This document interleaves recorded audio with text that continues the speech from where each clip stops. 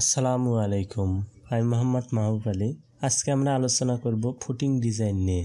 যারা column design video দেখেননি তারা আমাদের কলাম ডিজাইন ভিডিও দেখবেন, বিশেষ করে টাইট কলাম ডিজাইনটা। আর এখানে গেলেও আমাদের ওই ভিডিওটি দেখতে পাবেন, তারপর ফুটিং ডিজাইনটা দেখা বেটার। তাহলে আমরা এই কলাম ডিজাইন করেছিলাম। আমাদের কলাম সাইজ ছিল 20x16।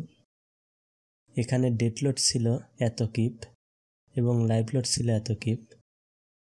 তাহলে ultimate load 634.33 keeps.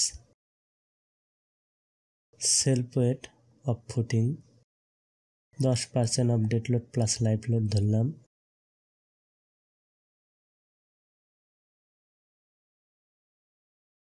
Equal 43.6 kip. Ultimate bearing capacity Q equal 15.88 KSF. তাহলে এলাবলটা আমরা বের করে নিব ফ্যাক্টর সেফটি দিয়ে ভাগ করে। 2.5 ইকুয়াল 6.35 কেএসএফ।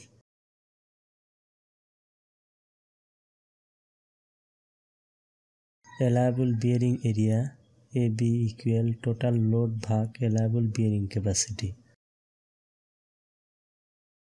তাহলে মান বসিয়ে দিই, dead load, live load, self weight of footing ভাগ bearing capacity equal 75.5 feet square. Take 8.5 feet into 8.9 feet footing, যেখানে এরিয়া বৃদ্ধি পেয়ে হচ্ছে 75.7 ফিট স্কোয়ার।